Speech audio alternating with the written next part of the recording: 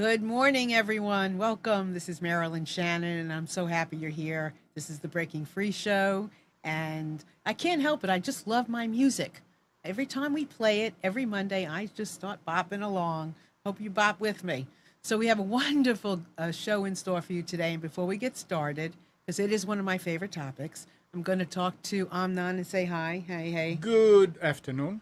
Okay, that's good. How are you? It is afternoon. I'm doing good, and you? I'm doing just fine. Did you have a nice weekend? It was very nice. What did you do? I'm not complaining a bit. Why would I did why a would lot you of even work. try to complain? I did a lot of work. I relaxed a lot. You It was nice. relaxed? I relaxed. I went outside and sat Wow. outside by the fish. I'm happy for and, you. Yeah, it was really nice. I'm happy for you. Well, I had a lovely weekend too. I got to spend time with my grandchildren. Got to go to the state fair. Got to go to an international festival and see one of my favorite dance teachers, my dance teacher, doing belly dancing. Can you only imagine? Anyway, we're going to get on with the show. One of my favorite topics for any part of my life, including the Breaking Free Show, is talking about entrepreneurship and freedom, because I have a motto, and the motto is you have to work hard to play hard, and you have to play hard to work hard. You cannot play hard if you don't have money. So you got to work hard, and you can't really sustain working if you don't play. It is all goes hand in hand. And I'll tell you what, if you don't play, you have a hard time creating as well. So let me introduce my wonderful guest to you today. We have Hank Hoffmeier in the studio. Hey, Hank. Hi, hello everybody. How you doing? I'm doing great. I'm glad to be here. I'm so happy you're here. And we have John Haynes, who's on Skype, and he is at in the UK. Hey, John. Hi there, how are you? Thanks for having us on, Marilyn. Oh, it's a pleasure. How's the UK? It's fine. It's getting dark outside. Oh. You threw me there for a second. Okay, because what time is it there? It is 6 p.m. Okay.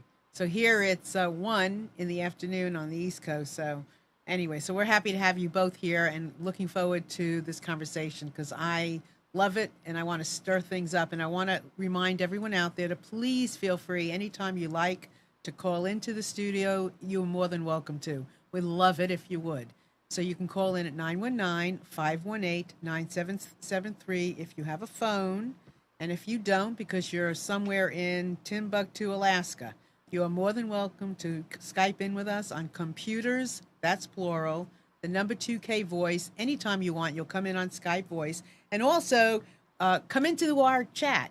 You can put your name near our video and you can ask questions. We have Chris is in there now, and Angie is in there now, and somebody else is in there now that I can't read their name. Okay, so let's talk about entrepreneurship and having fun. So Hank, what does that mean to you? And well, before we do that, tell everybody who you are. All right. Well, my name is Hank Hoffmeyer. I am a strategic insights manager with iContact. iContact provides email marketing and marketing automation solutions for any size business. And what I do for them really is everything that I like to do and that I'm passionate about. I work for every department pretty much. That would mean marketing, the support, technology, and services team. I'm technical in nature, but I am also a speaker and author. I write a lot of blog articles for iContact as well as myself.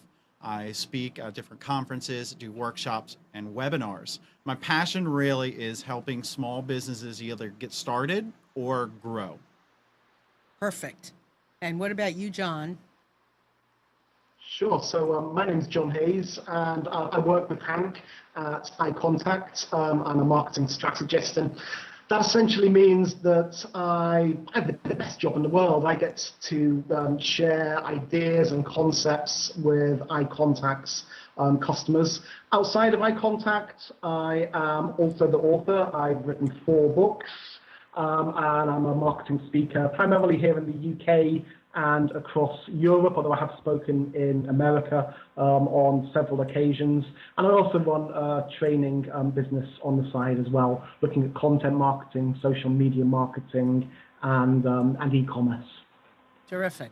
So before we get started also, Hank, so just say a little bit about how, eye contact and what it does and how big it is and all that kind of stuff. Give it some reference. Right. So iContact allows you to take any email addresses that you may have or acquire over time and be able to send emails to them, which right now is one of the best marketing channels you can use. It provides the best return on investment for you to grow your business and gain awareness. We also offer marketing automation, which means you're basically automating social media, landing pages, and of course, your email marketing. With iContact, the difference is the service and support that you would receive. Every customer of iContact receives a customer success manager, but we also have managed services where we can offer a consultant along with design and content services. Really, if you're a small business, medium or large, you can use iContact to keep in touch with potential and current clients to help sell a product or service you have. You may have received an email from a well-known retailer, maybe like Macy's. That email is being sent by a service provider such as iContact. Okay, so now let's talk about entrepreneurship and freedom. What do you think about that? And what's your concept?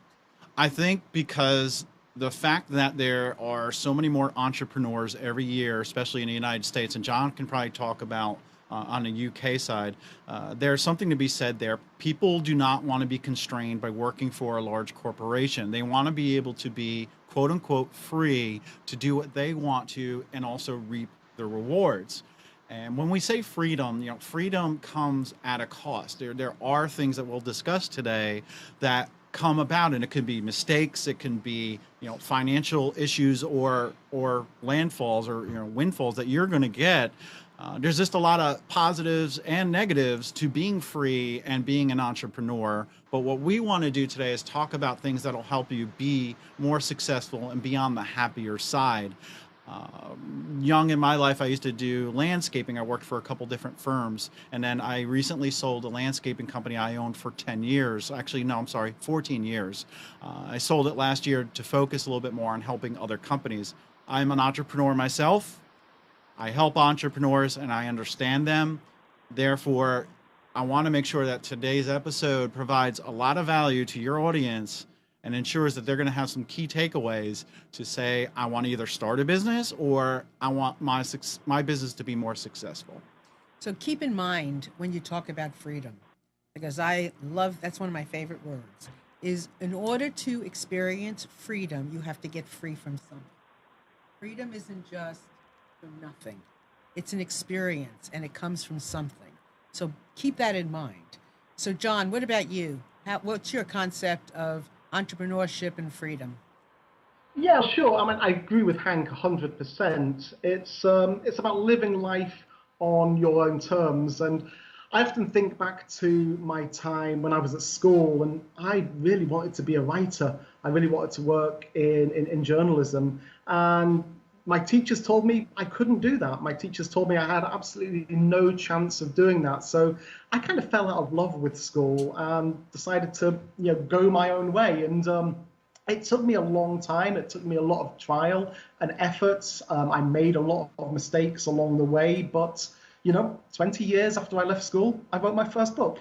And, that book has taken me around the world where I've met fascinating people and, worked with amazing companies. So I feel entrepreneurialism and, creating your own path means you're living life on your own terms. You're not doing what the man tells you to do. It's that to me is the ultimate sense of freedom. And I think there's too many people confuse freedom with having a lot of free time, and that's not necessarily the case. As an entrepreneur, a successful entrepreneur, you will be incredibly busy. But if you're doing the things you love, that's not a problem because you'll enjoy it. So I guess freedom to me and entrepreneurialism to me, it's the freedom to be productive and the freedom to be happy and the freedom to live life on my own terms. And, if I want to work 12, 15 hours a day some days and then other days do very little work, I can do that because I'm an entrepreneur. Right. Yeah, I've owned my own businesses for many years. I owned a furniture store, all the, what I do now, is my own thing. And I can't imagine doing it any other way. I can't imagine. And I believe now more than any time, we need more and more of us that already are in the entrepreneurial world to understand certain things and for more people to get into it. It's really up to us to make things happen and to really break some of the molds that exist in a corporate environment. So it's very important for this individualized, teamwork, communities, all these things to come together to make a difference for the world, in my opinion. What do you think, Hank? Yeah, I think that there's just so little understanding about being free and being an entrepreneur. And echoing what John said, maybe I have something going on with my family tomorrow and I want to take some time away from work to go to a sporting event or something like that. And then this weekend, I can go ahead and do some content creation or marketing or whatever I need to do. I can make up that time, or maybe not if I'm not that busy. But a lot of times you need to put a lot of hard work into what you're doing. And then a lot of people give up before something happens. Before the show, we were talking about sometimes creating content and then there's actually no traction for a long time. But then once traction happens, you'd be surprised at the success that you would have and the ability that it allows you to become more visible out in the marketplace, if that's what you want to have, is more visual. What do you want to call that? Virility, I guess, is what we're talking about, being found on the internet. And then having that content that's already created out there already helps you because people will be able to find you and look at your historic content. Yeah, so this is a very important step number one in talking about not giving up. Is when you are working on your own, you are on that skinny branch many times by yourself. You have to believe in what you're doing.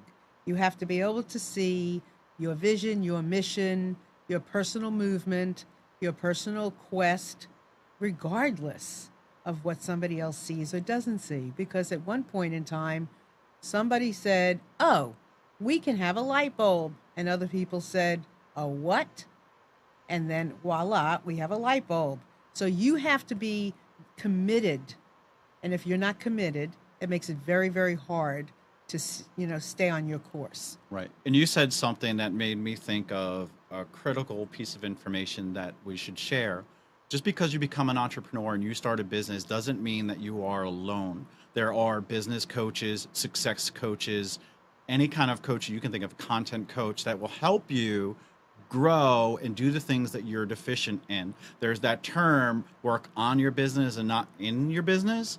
When you first start a business, yes, it's going to be important that you do everything and you wear every hat, because you may not have either enough work or enough money to have someone else do all of the aspects that go along with owning a business, like marketing, sales, etc. But at some point, you can start delegating some of those tasks and focus on working on your business rather than in it. I highly encourage you to look at using success coaches because they could do nothing but help you. Those are really good points. John, what do you have to say? Yeah, sure. Well, I think when we look at entrepreneurialism, a lot of people think of risk, but I actually see more risk in being gainfully employed by one organization because there are no jobs for life anymore. You might be very comfortable in your 9-to-5 job, but in 6 months' time or a year's time, there could well be an app for that, and you might find yourself on the streets. And if you're reliant on one source of income, you can find yourself in a lot of trouble. Being an entrepreneur, you will have good weeks, you will have bad weeks. Your money will go up, your money will go down. But as a rule, you'll probably have several fingers in several pies. So, personally, as an entrepreneur, I see there being much less risk than being gainfully employed in the 9-to-5. And it's also possible to be an entrepreneur and be gainfully employed in the 9-to-5 as well, I should say, because, I myself and Hank are perfect examples of this. We work the 9-to-5, but we also probably work the 5 to 9 as well. So it's about putting additional hours in. And that's one of the great things about working with Eye Contact. I think they have let us develop our own personal brands and push ourselves out there. And they've reaped have a award for that as well, because we go out and we talk about eye contact and the great things that our great software and our great customers can do. But we also help build ourselves as well. I personally wouldn't have been able to write a book with any other employee. When I wrote a book, and it sold reasonably well, I built a cottage industry around that. So there's a lot of freedom and about entrepreneurialism, and it's the risk isn't really there, because you're diluting the risk. Mm-hmm. And don't forget that computers, AI, as well as robots are going to start taking more and more jobs. If you become more knowledgeable, more valuable, and skilled, that allows you to be your own boss and to have your own business rather than working for a corporation that may lay you off because they found a cheaper alternative or a more technological solution to what you're doing. So I think the secret is to be the disruptor and not the disruptee. Yeah. And then, so the diversity is really important, is what I'm hearing from you. Being on the cutting edge of something, being creative and on the cutting edge is extremely important. And I don't think, and I'm not there yet, so I don't know, but AI and all of this other stuff, can it replace us in how we love and create relationships and work together and create community? Can it do that? No, I don't think it can. I think there's still going to be that human aspect. There's going to be emotion. There's going to be that physical interaction. How much can you do with a robot now? I'm not saying 20 years from now, but when robots or AI or augmented reality start coming out more, it doesn't replace talking to or interacting with a physical human being. I think that that's still going to be something that's very important. And a lot of it is, how knowledgeable are you in being able to remain focused and stay free, because we're talking about freedom today.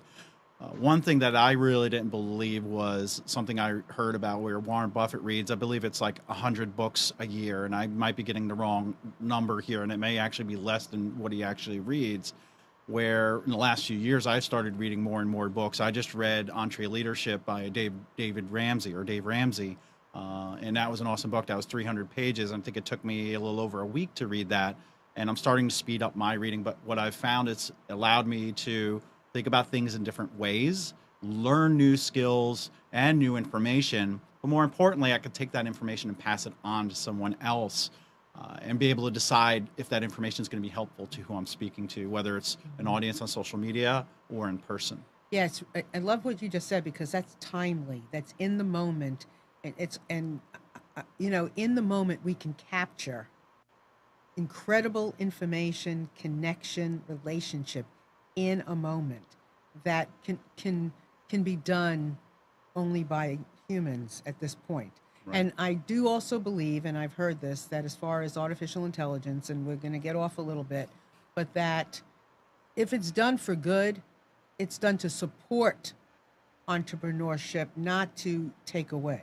So that's a whole nother conversation. But let's get back to entrepreneurship and freedom and creating and the tools and strategies to look at and to look for in helping to support the growth. Because we are, in a lot of ways, we're alone in this. That's why reading these books and getting involved in different organizations and tuning into shows like this is because you're connecting with like-minded people.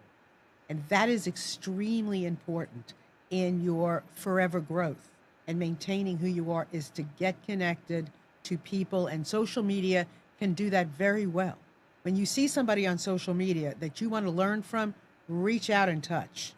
That is how we all met. Basically, networking and social media, right? That's how we met. Right. John, Go ahead, yeah.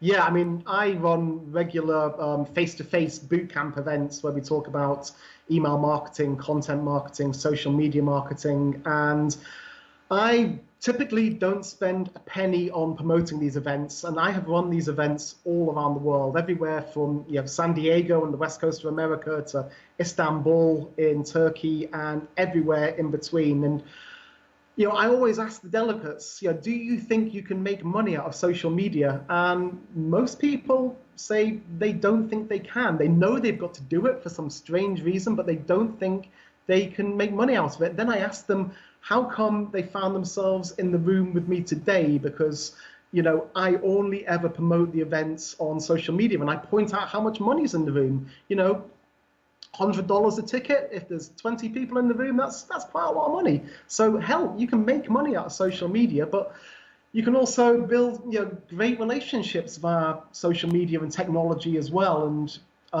I am in the northeast of England here, and obviously I'm speaking to you guys in North Carolina. I have clients all around the world thanks to this technology. So it's people are very scared of technology, but if you embrace it, it can bring people closer together. Another thing that I often say far too much is people buy from people they like, and people are inspired to buy by people they identify with. Yes, technology may come along and disrupt certain businesses, but there will always be a human at the forefront of that. You think of Virgin Atlantic, the airline, you think of Richard Branson, you think of, I don't know, Steve Jobs, the late great Steve Jobs. When you think of Apple, people are buying into his dream. Right. I think, John, when you started talking, it sparked a word in my mind, and that word is effort. A lot of entrepreneurs start putting efforts out there, but they want immediate gratification. And going back to Richard Branson, I heard someone tell a story about how he started the airline. He wanted to go to an island. I forgot which island, and I'm probably going to botch this story, but he wanted to go to the island, and he didn't have enough people, or there wasn't enough people to go on the big plane, through this large airline to be able to justify going there. So they said, we can't go there because there's not enough people. He went over to a small charter plane and just said, how much would it cost me to get to this island? And they gave him a price, and he counted up how many people that would be. And let's say it was 10. I don't remember the exact number, but he went out on a tarmac or out into the airport, and he had a sign, and he just said, like, flights to Fiji for, $79. And he got the amount of money or people, for lack of a better description, to get on that plane and go there. And he found that he can actually make money shuffling people to where they wanted to go rather than saying no all the time. He wanted to say yes, and he wanted the freedom to be able to go where he wanted, when he wanted to. Entrepreneurialism is all about solving problems, and that's a perfect example. He found a problem, and he found his way around that. And I think any great business has to solve a problem, and you see this all of the time on these entrepreneurial television programs, like we call it Dragon's Den in the UK. I think you call it Shark Tank in the US. The products that get invested solve real world problems. The ones that get laughed at, there are no problems to solve. People think, hey, this is a problem, but they need to ask a few people, and I guess that's the benefit of networking. And it's also a huge benefit of the internet now, because you can test absolutely anything and everything. You don't have to invest a huge amount of money in manufacturing.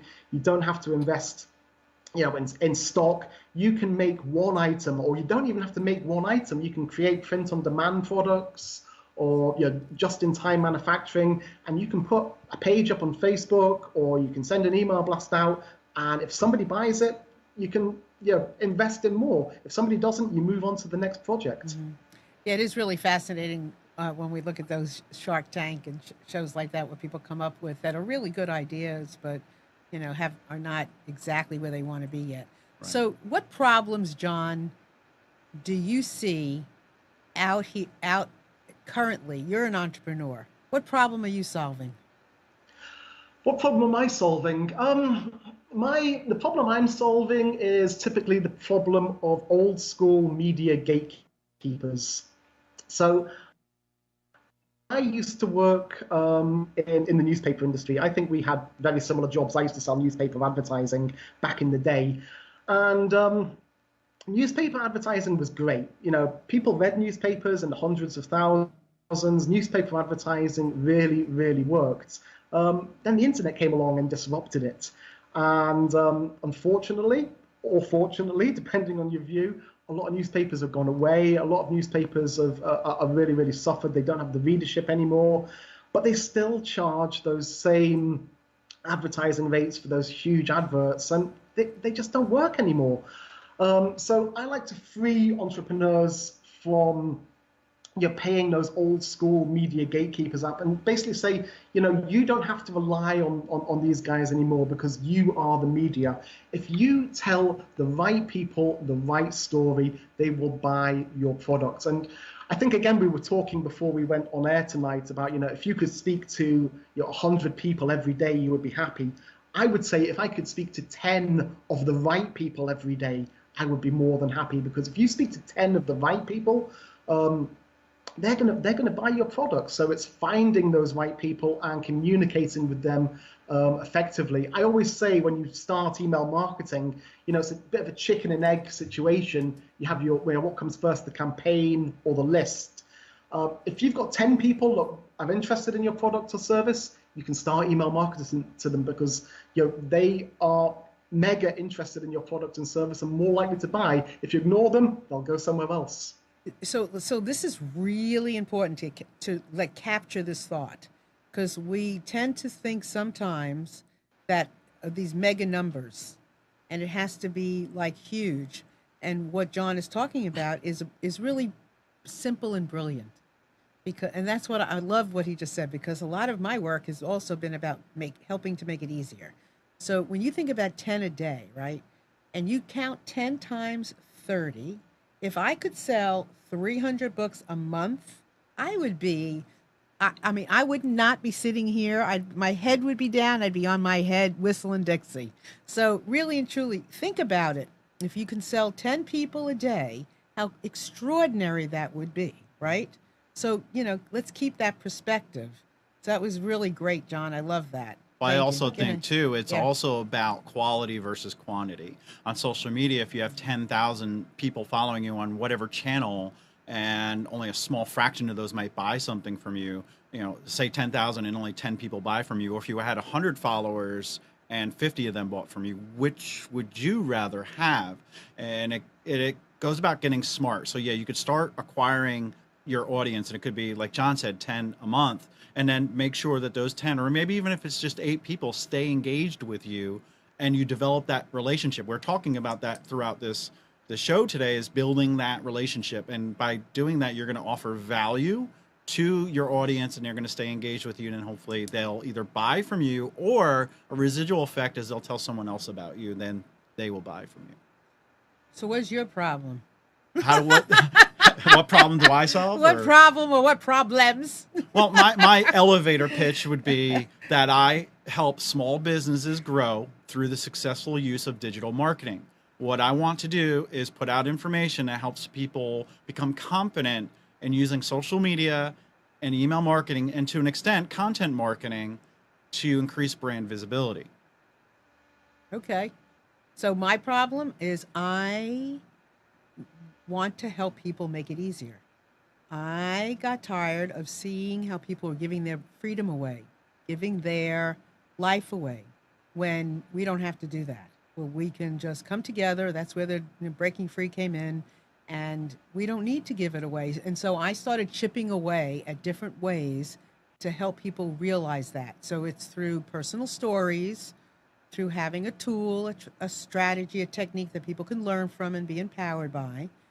It's through the books that I'm writing, so that people can have a snapshot into what makes somebody else tick, whether it's a group of people, whether it's an idea. So the more we learn about this, the less stigmas there are, the more we get along. I just want to bring people together and connect, because I also know it's not that hard to do that. I mean, because everybody, for the most part, wants to be loved, hugged, and rubbed. And we all do. Everybody wants to be connected. And even when people fight it, they still want it. And so I see things very simply. And I just want to help, smooth out the edges. So I think it's really important. Did you have some comment to make? I'd love to. I have a lot of those. I love tugged and rubbed. Well, it's awesome. And it's, I'm very simple-minded, actually. And I feel that these things where, I am an entrepreneur, but I'm a person. I'm a mother, I'm a grandmother, I'm a wife, I'm a friend, I'm a colleague, I'm a sister, I'm a daughter. I'm a lot of things. And so I'm not separating myself out from one thing I because think there's a song in there somewhere. we'll say that again. I think there's a song in there somewhere. Well, sing it to me, John. No, Is you that would so? lose viewers. Huh? You would lose your viewers. Oh, I don't think so. I think they would be like glued in. So it's all very important because we can't separate who we are. And there's nothing wrong with being who I am and going out in the workforce and even saying on here, everybody wants to be loved, tugged, and rubbed. What difference does it make? And I think that's important, to be who you are. And even as an entrepreneur, don't let people tell you what to do. You may want to take some advice and maybe make some changes, but don't holistically change who you are. When I started speaking, I used to take a lot of tips and ideas and critiques from people, and I found it wasn't me. And Marilyn's always told me, be yourself, get on stage and just be yourself. Ever since I embraced that, I feel like I have been more confident and I've been more successful. The biggest fear for me is when I'm on stage talking is I'm going to forget to say something. And you know what? Last Thursday, I was at a speaking engagement and I forgot a few things, but my message still came across and nobody knew I forgot those. I'm still beating myself up in my head, but you know what? That's me. That'll always be me. Maybe one day I won't think about it as much, but feel free to make mistakes. Feel free to be yourself. Try different things out. You don't have to change who you are. Yeah, I mean, feel free to make lessons happen. You know, as Hank was saying, people want to connect with a person on that stage. And a lot of entrepreneurs, you have to speak, whether it's in a 30-second elevator speech, regardless of where it is. And you are the guru of your story. You're the expert of what you do. Somebody somewhere it's in the right perfect moment for what you have to say for them to have to hear it. So, we need us all. We need as many ways and good ways. To me, entrepreneurs have an opportunity of really speaking good stuff. And so when you get out there and you have that opportunity to have an ear or two or three or four, make it great and share because you are passionate about a product or a service. It's very important. That reminds me, I was at a conference a couple weeks ago and I went into one of the breakaway sessions and it was a young 23, 24-year-old guy and he was talking about how to use social media to grow your business. He sat down on a stool, he left the monitors blank, there was nothing up on the TV screens, and he just started talking. He started talking about things that happened at the event, and then he started talking about just do it. He said, just post. He's like, I'm going to take my phone out right now and I'm going to do a Snapchat, and he did one right then and there. At the beginning of his discussion, I was thinking, where is this going? Should I go out to a different session? But then at some point, it started to make sense what he was talking about, and the story that came through was his passion for what he does, and that's creating content. And he wanted us to know how important it is to do that and to just do it and be yourself. Create, or as Gary Vaynerchuk would say, document, don't create. Just take a phone and record, take a pen and paper and write. And as an author, both John and Marilyn know, if you don't just put words on paper or type it out on a computer, you're never going to have any content to share. You'll never have a book if you don't just put it out there. If you second guess yourself, you'll never have anything. So I'm sitting here and I'm thinking, okay, and I want to get to John too, but I'm thinking, okay, this is what freedom means. Freedom means that you can get up on a stage with a smile on your face and talk. Freedom means that I was not considering myself a writer. And if you've listened to me before, you've heard me say this. I did not consider myself a writer. So I started reading about writers and how they were writing, and they said they practiced, and they said they would get up every morning and they do all this stuff. And I started to do it. And you know what's so interesting is when I don't tell myself I can't, it's amazing how the words flow. I always thought the words just flew out of my mouth. No, they're coming out of pencils, they're coming out of computers, they're coming, and my thoughts are coming. And you know what? That's freedom to me. So freedom is all about giving yourself permission. John. Yeah, so it's interesting what you're saying there because I am a writer. I've been a writer for a very long time, and I actually find the process of writing very, very easy. I also enjoy speaking. I like speaking in front of large audiences. The one thing I don't like doing is speaking in front of a camera. So I always struggle with this kind of thing. So yeah, huge apologies. But the writing process is incredibly easy. I think people look at books and say, well, 30,000, 40,000, 50,000 words. How the hell am I ever going to write that amount? And I just tell people to break it down. I wrote my first book by writing 250 words every day. Now, at the time, I was traveling a lot. I just started with Eye Contact. I was working half the week in London and working from home for the second half of the week. So I was spending a lot of time away from my family in hotels. And I would go for my evening meal, I'd go back to the hotel room, I'd leave the television off, and I'd write 250 words religiously. I did that every day for maybe 3 or 4 months. And hell, it became a book, and it was very, very easy to do. And sometimes you would write 250 words and it would be quite hard. Other times you'd write 1,000 words and it would be really, really easy. But once you've got yourself into that mindset that you don't go to bed before you've written those 250 words, it becomes a very easy process. And I also like what you say about keeping things simple as well, because I think too many people overcomplicate things. And I'm a great believer in being a planner. I'm a great believer in being a doer, not a planner. I think a lot of people plan and plan and plan and never get around to actually pulling the trigger and doing it. So I'm a great believer in testing and doing and optimizing and moving forward that way. But keep things simple. Don't overthink things. Yeah, I think the term analysis paralysis comes to mind, where people will think too much about what they need to do, or do I need to do this type of advertising, or should I post this picture of a cat on my Instagram account, right? They overthink it. What's going to happen? Just do it and see what happens. That's how entrepreneurs succeed, is by making mistakes and learning from what goes wrong. And I always say, learn from your mistakes, but just don't make the same mistake repetitively. So it's interesting what you were saying about documenting things as well. I wrote a blog post about this a couple of weeks ago at Eye Contact.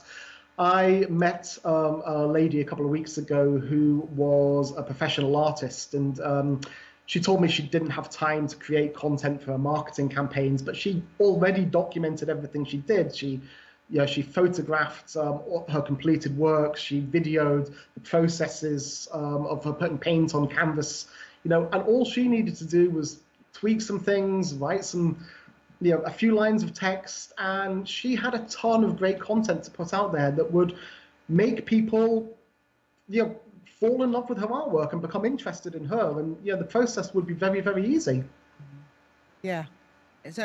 So one of the words that I've heard, 2 words, John say, and that we've been saying in different ways, break down. Break it down.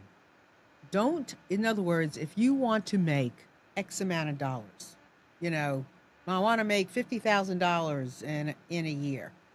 Okay, if you're coming from zero with nothing, you might want to say maybe that's 30, and maybe it's not, 5,000 every month. Maybe it starts out being 1,000 or 2,000, and then you pick up the steam.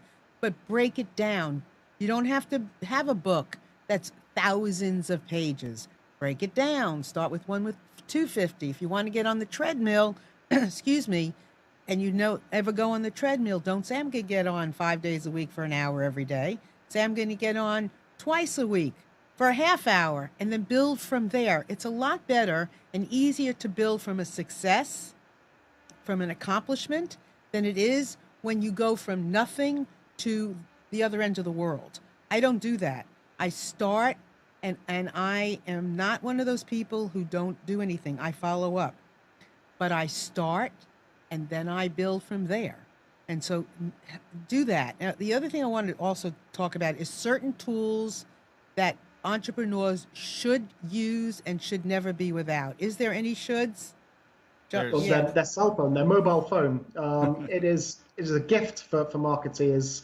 You can do anything and everything on it. And as mobile technology gets better, we're going to see people losing their laptops. Hank mentioned Gary Vaynerchuk earlier. he travels the world without a laptop now, I believe. Everything is done on his mobile device. It has a video camera on it, has a camera on it. You can send your emails. You can do all of your social media on it. Right. People, have love-hate relationships with their mobile phone, but, it's an essential tool for a marketeer.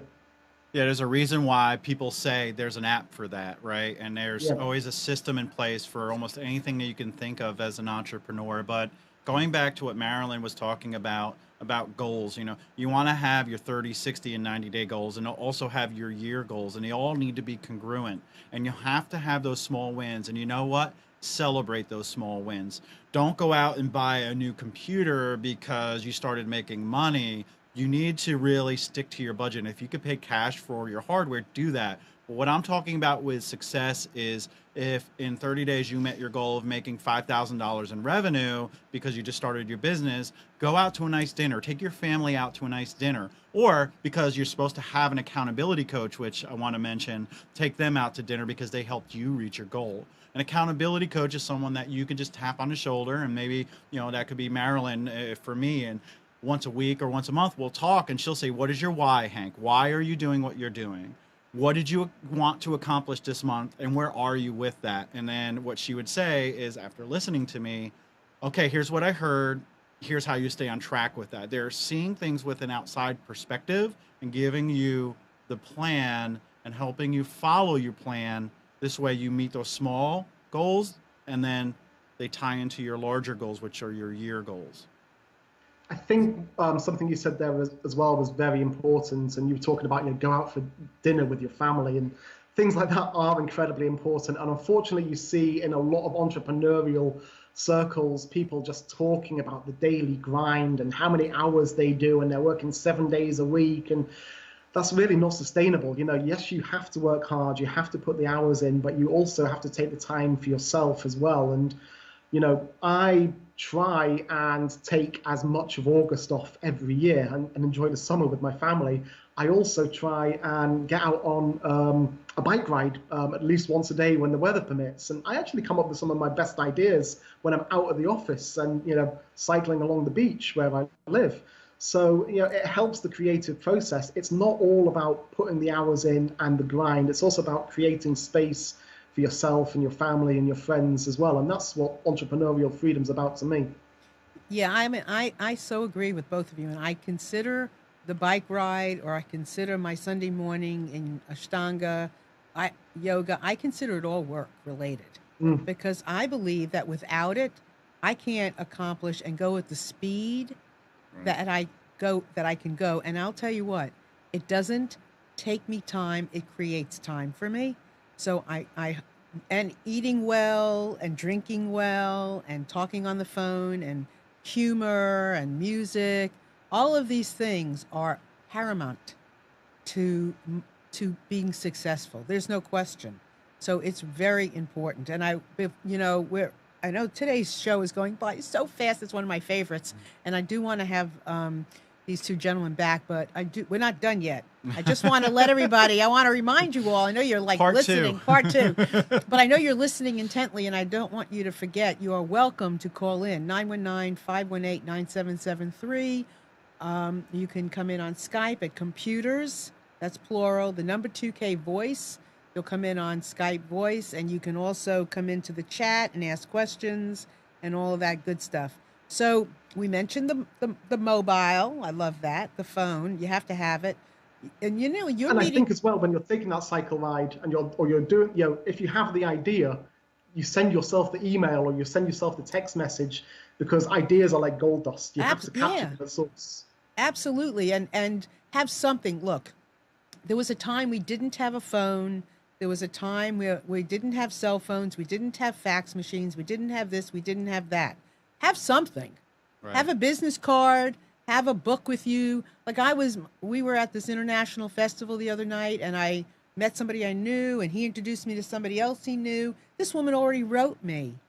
So be prepared with something. If you are an entrepreneur, have something with you to give to somebody, even a pen, so that you can write something down. You can't be out in the world in the grocery store, meet somebody by the vegetable department, and not be able to take advantage of it. You have to. That is freedom to be able to do that.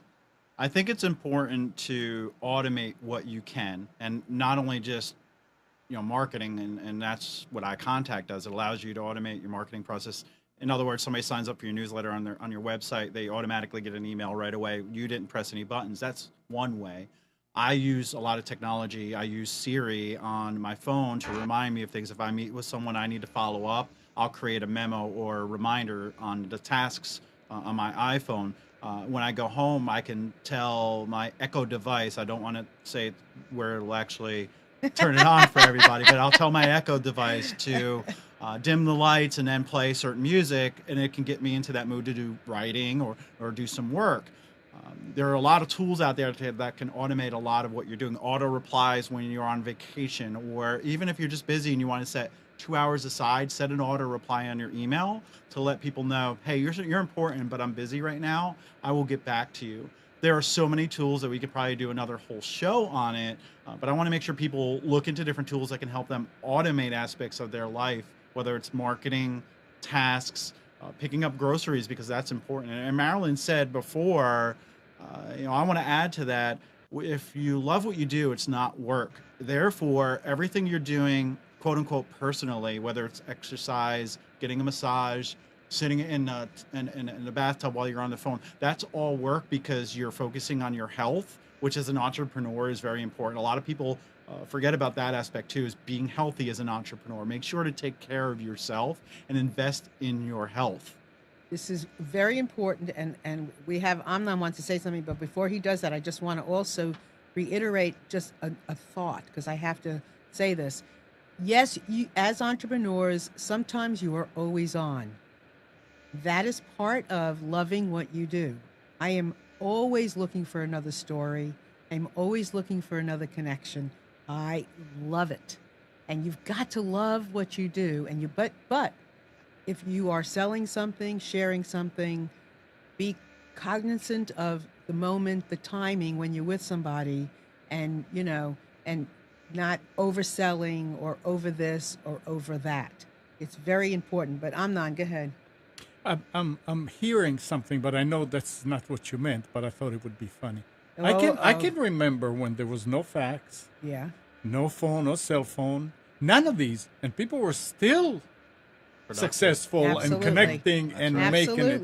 Absolutely. So these are tools. These are tools. They're not going to make you No. an entrepreneur. No. No. Right. I remember when I had maybe one of the first cell phones you could ever have in your car. It weighed 10 tons, and it was connected with a wire. I mean, with a cord like the old-fashioned telephones. So, these are all, but here again, we have them. So we might as well use them, enjoy them, make the most of them, and have them help us make the most of what we're doing, right? I think you need to back touch on the up. point Okay, there, Joe. you're talking about human engagement, I guess, and just to share a story about how I come up with content. It all comes from conversations I have with clients or delegates at my training events. Somebody will ask me a question. I will ponder that question. I will probably write a blog post about that question. And once somebody asked me a question at an event I was speaking at in Liverpool, in England, and she was telling me that she bought into the concept of content marketing and positioning yourself as a thought leader, but she lacked the confidence to do that. So I went away and I thought about it, and I wrote a blog post which was something along the lines of, you believe in yourself, you're a thought leader. And that blog post went viral. I got a lot of great feedback from it. So I extended that blog post to form the basis of my first book, which is Becoming the Expert, Enhancing Your Business Reputation Through Thought Leadership Marketing. That came out, and that was reasonably well received. And I should point out, if you're in the business of writing business books, you will sell them. If it's a good book, you will sell them in the high hundreds or the low thousands. It won't make you a rich person, but it will open up many, many doors. And from that blog post came a book, and from that book came a series of training events. So the business keeps on growing and growing, and it's kind of become a cottage industry just from one question that was asked about an event. So human relationships are very important. They fuel absolutely everything I do. So you're writing a book, right? Or you wrote a book, and it's being edited. Just tell everybody what your book is about. Well, I have a book, I would call it a guide that's published on Amazon. It's how to use social media as a service-based company. So maybe a landscaper or a plumber. It talks about setting up social media accounts and advertising. That's a little bit outdated because it's been out for a while and those social media channels have changed. But that really allowed me to test the waters. Do I like writing long form? In other words, do I want to write another book? And that answer is yes. I just finished up my manuscript. A book I'm entitling The ABCs of the Customer Journey, and that's automation, branding, and customer service. Because to me, those are the first three pillars. When you want to start a company, those are the things you need to pay attention to. If you build your brand, people are going to find you and buy from you. If you have excellent customer service, people will keep coming back and start talking about you more and more. And lastly, by using automation, you can go ahead and personalize and target your audience correctly to help grow your business. I can't wait for that to come out. I'm hoping to have it out sometime around the first of the year. You'll have to let us know so we can help promote it for you, because, you know, anytime you can pick up any one of these tools, it's a good day. You know, and I was saying how I'm been writing and I'm on my second book and I'm starting to edit the stories. And this one, so the first one is In Just One Afternoon Listening to the Hearts of Men. And the second one now is In Just One Afternoon Listening to the Hearts of Twins. And I was really concerned because I'm, you know, like a lot of people, you know, I'm like, oh, I don't think the stories were that good this time. And, you know, the twins were different than the men. The men, you know, each story of the men could be standalones. But the twins, I was concerned they would be little snippets of stories. And when I started getting into the story, I was so surprised because I started having an emotional reaction to reading them. And I'm like, oh my God, they're really that good. I was shocked. And so, you know, when you hear along your path, you hear good things, you get that next gig, you get that speaking opportunity, you get a new client. These are all kind of opportunities to say, you know what, you're doing something that's right. You're on the right track. Don't overlook those things. John, what about you? I know you have 4 books. Yeah, sure. So I have 4 books, one on content marketing, one on email marketing, one on what real world businesses can learn from the internet. My final book is a Kindle only book about the process of what happens after you write a book and how you can actually make money as an author. And as I say, you look at other things, you look at speaking engagements, you look at writing opportunities for other businesses and so on. I'm currently working on my 5th book. I've been working on it for far too long, to be truthful, called We Are the Media. And again, that's talking about how we now own the media landscape, and the old gatekeepers, the old newspaper editors, the old network owners have a much reduced influence over the buying public now. Mm. And so do you notice, either one of you notice any entrepreneurial trend? I mean, I'm not talking about what we're not doing. I'm talking about what we are doing. What trends do you see in the entrepreneurial world life that you've observed? Anything, John? Anything from you? Yeah, sure. I mean, I see more people using video, live video, particularly on Facebook.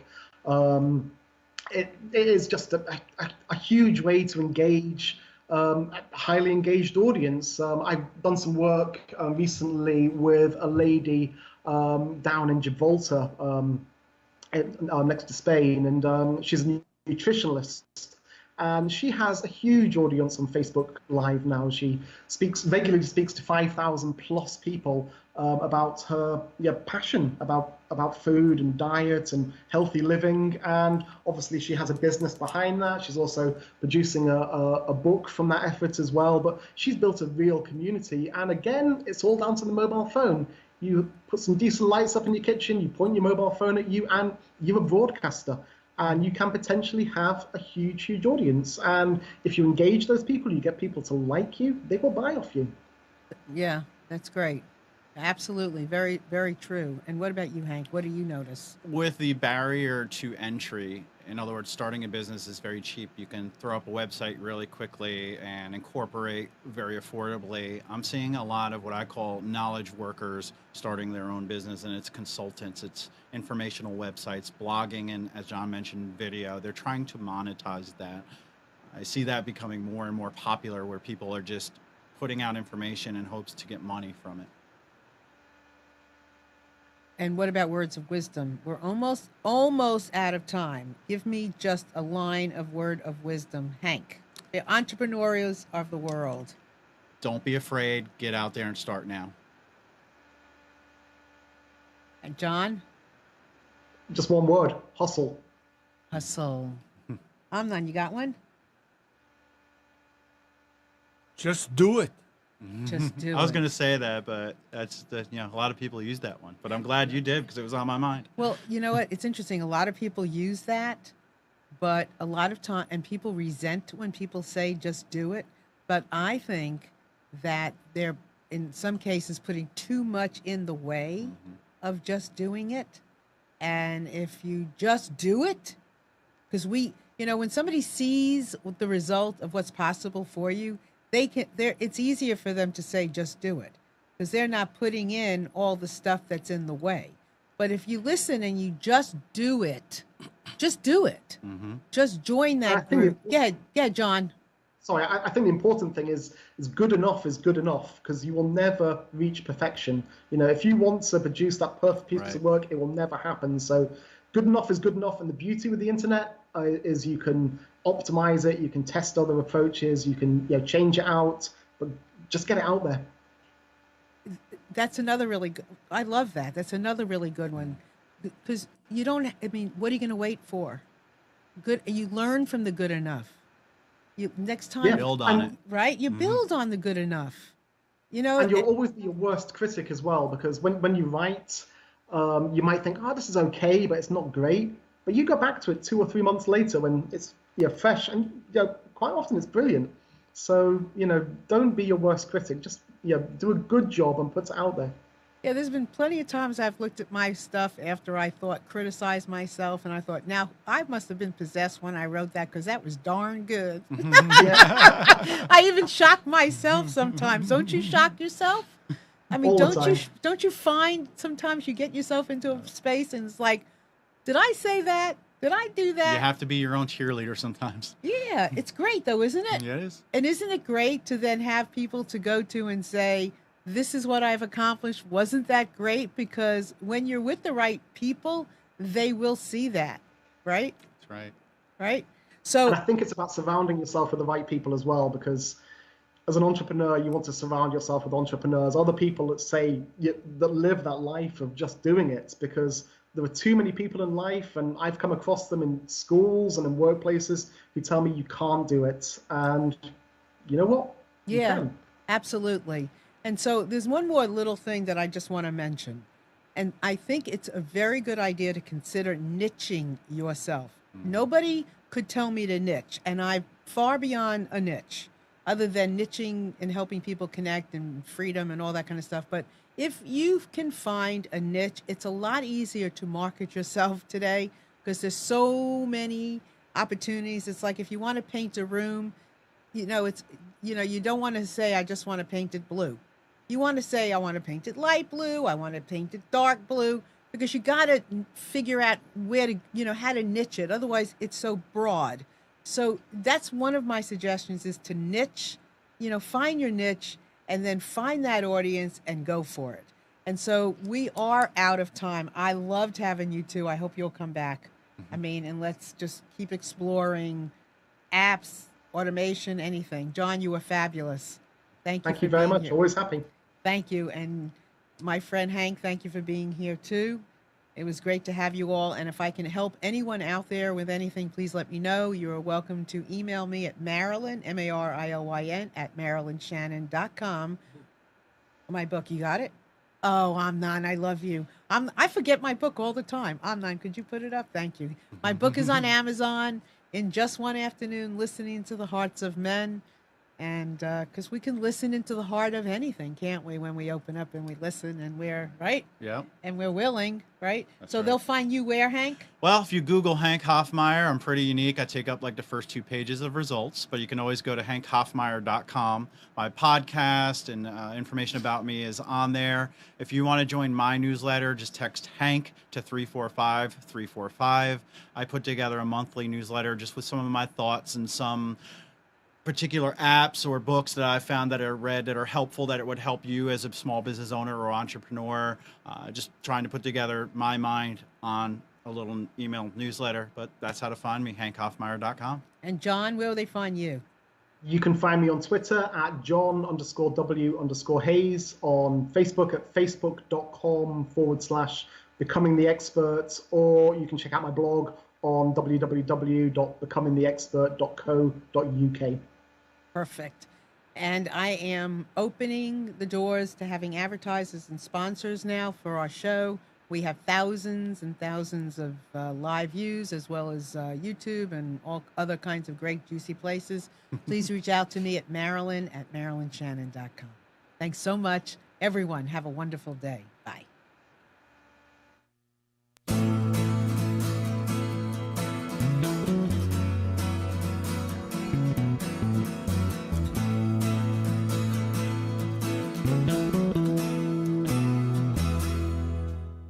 You are tuned to the Nissan Communications Network. If you tuned in too late, you can always watch each program in its entirety or download an MP3 audio file of it in the archives section at nissancommunications.com.